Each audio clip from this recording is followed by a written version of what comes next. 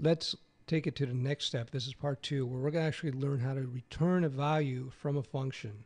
So it's very simple. We just replace echo with return, and you spell it right.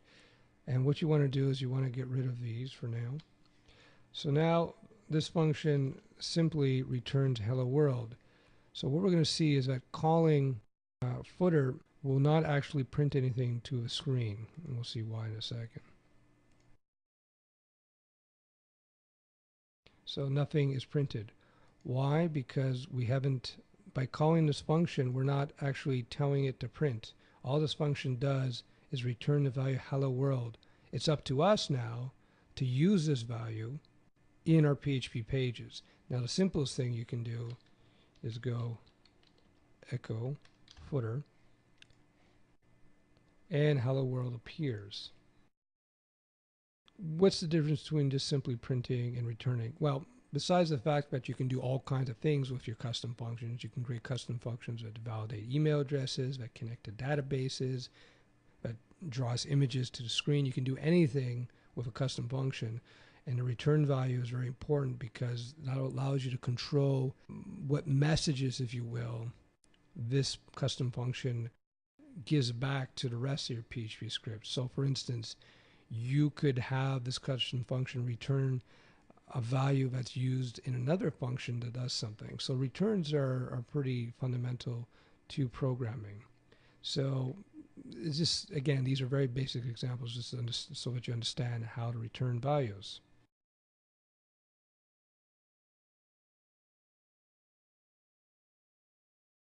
We're moving right along now. Let's go to part 3, where we're going to learn how to create a function now. We're going to add to our function so that it can accept arguments. So let's add our argument. And you simply do that by just putting a variable. So I'm just going to call it arg, short for arguments, but you might want to give it a real name, like you could put email or whatever you want. You can create multiple arguments by putting a colon, comma, and adding different args too. So you can do whatever you want, but we're going to keep it down to 1 for now. We'll save that. So we have our argument, and let's see what happens when we refresh the page. Missing argument for footer. See, so we've basically said that this function has an argument. We defined it up here. But when we're actually using it, we don't give any value for that argument. So that's why PHP is giving us the error code, because it expects to see an argument. So how do you add an argument? Well, we'll just add a piece of text. So we're going to put Stefan. And when we refresh that, there we go. Everything works. So one thing I want to mention, let me just remove this argument here. I want to refresh that page. When you're learning PHP, it's really important that you start getting familiar with error messages, because you're going to get error messages while you're coding in real life, and it's very important that you understand what the error messages mean, because they can look kind of cryptic at first.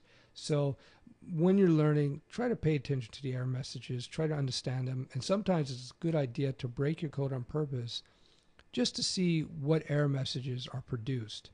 And in time, you're going to become more and more familiar with the error messages, which will make coding a lot easier. So let's go back and we'll add our value for the argument. Now, if you notice, if I refresh this again, the function works fine, but we're not actually using the argument in our code. See, we have Stefan. We're basically passing the value of Stefan to the function footer. And let me just back up here. When you're setting a value for an argument, when you're adding an argument into a function that you're calling, we're calling footer in this case, and we're adding the value Stefan, we're passing that value. It's like, think of it as passing the ball or passing the baton. We're passing that value to footer. Now, we said that footer inside of our function will be placed inside the variable email, right? By adding the variable like this in between these brackets, when we define our function footer, we're basically creating this variable email that will be usable within the function footer.